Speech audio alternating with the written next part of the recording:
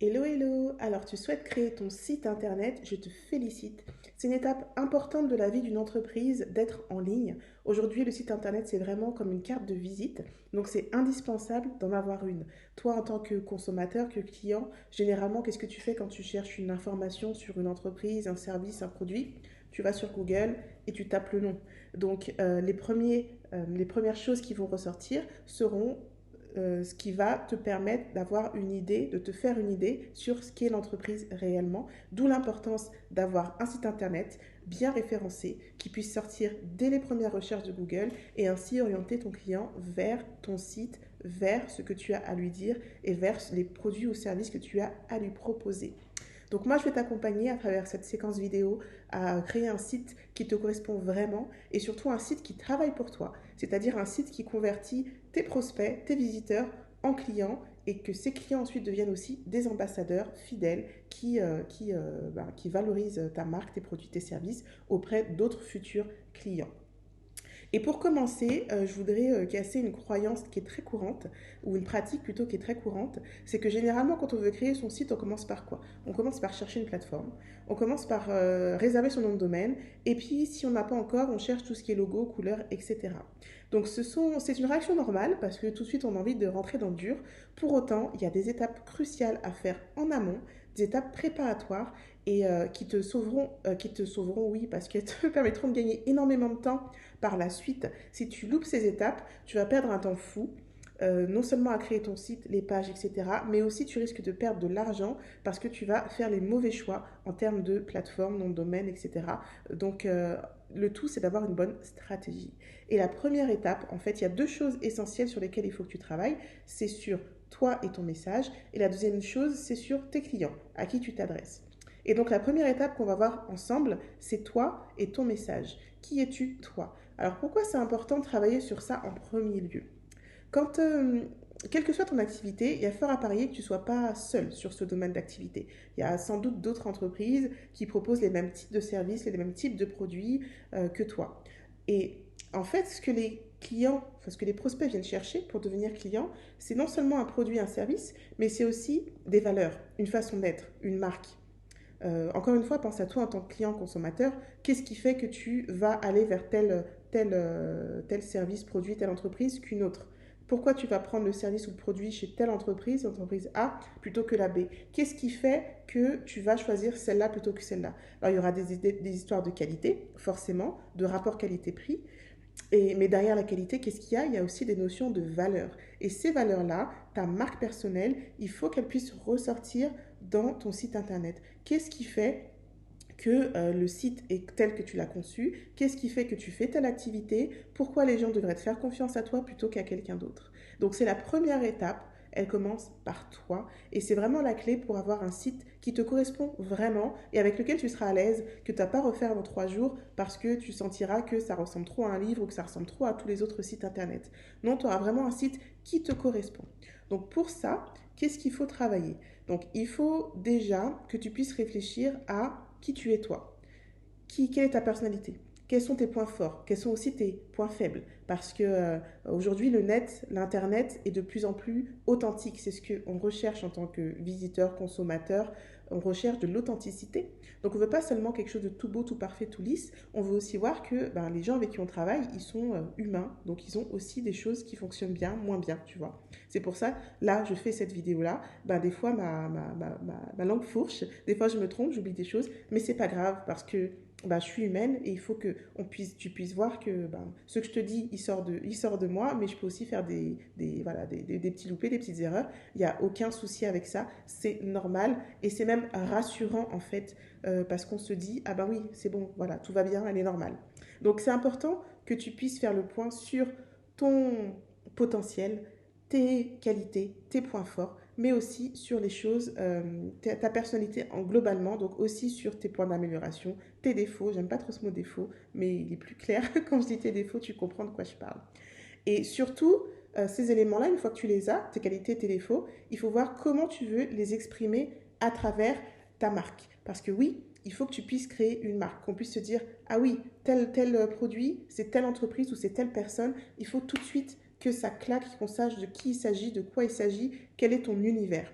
Si je te dis Nike, par exemple, tu sais très bien qu'il ne s'agit pas de chaussures à talons haut de gamme. Tu sais très bien de quoi il s'agit. Si je te dis McDonald's, tu sais très bien que c'est pas un restaurant chinois. Donc c'est ça l'idée d'avoir ta marque, que quand on parle de ton service, de ton produit, de ton entreprise, on sache clairement de quoi il s'agit. Donc fais le point sur tes qualités, tes défauts et comment tu veux les exprimer à travers ta marque. Qu'est-ce qui fait que ton entreprise est ou sera ce qu'elle est par rapport à toi. C'est le premier point. Et le second point, c'est déterminer tes super pouvoirs. Parce que oui, on a tous des super pouvoirs. Alors qu'est-ce que j'entends par là? Les super pouvoirs, c'est en fait des choses que tu fais facilement. Des choses que tu fais tellement facilement, tu y penses même pas, tu y réfléchis même pas, ça vient tout seul. Alors, c'est là où ça peut être compliqué parce que c'est tellement évident pour toi que tu as l'impression que tout le monde pourrait le faire en fait. Donc, comment faire pour déterminer tes super pouvoirs? Soit tu es déjà quelqu'un qui a plutôt du recul sur lui-même, sur elle-même, qui a l'habitude de travailler le développement personnel et tu as déjà repéré quelles sont les choses que tu as en plus que les autres. Donc, très bien. Si ce n'est pas le cas, ce que je t'encourage à faire, c'est te rapprocher de ta famille, tes amis, les gens qui te connaissent bien. Donc d'une part, tu vas réfléchir à pourquoi les gens viennent me voir, quel genre de service ils me demandent, qu'est-ce qu'ils me demandent de faire pour eux, qu'est-ce qu'ils disent de moi, sur quoi ils disent que je suis douée, que je suis bien, que je suis bon ou bonne. Ça, c'est la première chose. Et la deuxième chose, va les voir, ceux avec qui tu es le plus à l'aise et ceux dont tu sais qu'ils auront un jugement qui sera juste. Ils vont te dire les choses clairement et de façon précise, sans tabou et sans que ça puisse nuire surtout à votre relation. Parce que ce qu'il faut, c'est qu'ils puissent te dire, franchement, quelles sont les choses pour lesquelles ils viendraient absolument te voir, quelles sont les choses pour lesquelles ils trouvent que tu es doué, et quelles sont les choses pour lesquelles, à contrario, ils ne viendraient pas, ils se disent, ben, ça, c'est pas ton truc. Ça va t'aider aussi à faire le point, du coup, sur ce qu'on a vu avant, tes marges de progrès ou défauts.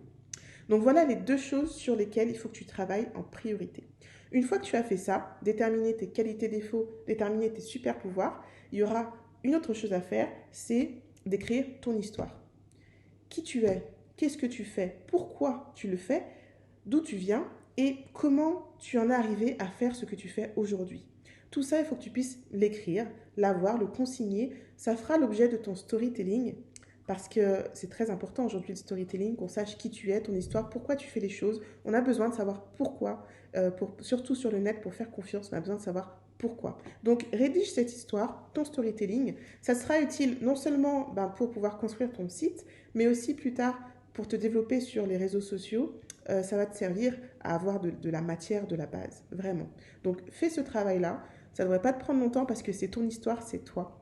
Fais-le de la façon la plus facile pour toi. Si tu préfères le faire en vidéo, parler, et puis ensuite tu retranscris les choses par écrit, fais-le. Si tu préfères faire par écrit directement, fais-le. Tu préfères faire une audio, un audio, une audio, je sais plus, bref, fais-le. Tu préfères que quelqu'un rédige pour toi pendant que tu écris, fais-le. Trouve ce qui te correspond le mieux, mais écris ton histoire, parce que c'est vraiment sur ça que tu pourras te baser plus tard pour convertir tes prospects en clients. Ensuite, une fois que tu as ces trois éléments-là, l'idée c'est de trouver le lien entre les trois. Il faut trouver le lien entre les trois. Donc trouver le lien entre qui tu es, entre tes super pouvoirs et entre ton histoire. Trouve les liens entre les trois. Il y a forcément des choses, parce que peu importe ton chemin de vie, il y a eu des hauts, des bas, des choses par exemple, des choses peut-être qui n'avaient aucun rapport avec ce pourquoi tu semblais être destiné, mais il y a toujours quelque chose, il y a toujours un fil rouge, un fil conducteur qui fait que tu as fait tel choix ou tel non-choix. Donc c'est ça que je t'invite à déterminer, trouver le lien entre tes différents choix de vie et le lien entre ta personnalité, qui tu es, tes super pouvoirs et ton histoire. Une fois que tu auras ça, tu pourras dégager des mots-clés, des adjectifs pour décrire non seulement comment les gens te perçoivent, mais aussi comment tu veux être perçu. Parce qu'il y a forcément des choses dans ton histoire, dans tes super pouvoirs que tu veux mettre en avant et d'autres que tu as moins envie. Des choses, même si tu sais très bien les faire, tu n'as pas forcément envie que ton entreprise soit basée sur ça. Donc ensuite, c'est ce qu'il faudra déterminer. Qu'est-ce que tu veux mettre en avant, comment tu veux être perçu et comment tu veux que les gens te perçoivent. On récapitule. Donc, le travail que tu as à faire, c'est faire le point sur qui tu es, ta personnalité. Ensuite, faire le point sur tes super pouvoirs. Qu'est-ce qui fait que tu es doué, dans quoi tu es doué. Ensuite, l'histoire de ta marque, l'histoire de ta vie. Qu'est-ce qui fait que tu fais cette activité aujourd'hui? Trouver le lien entre ces trois thèmes, trouver le lien entre ces trois topics. Et ensuite, réfléchir à comment tu veux être perçu, donc l'image que tu veux renvoyer et comment les gens te perçoivent. Une fois que tu as fait ça, on pourra passer à l'étape suivante qui est de travailler sur ta clientèle cible. Ciao, ciao!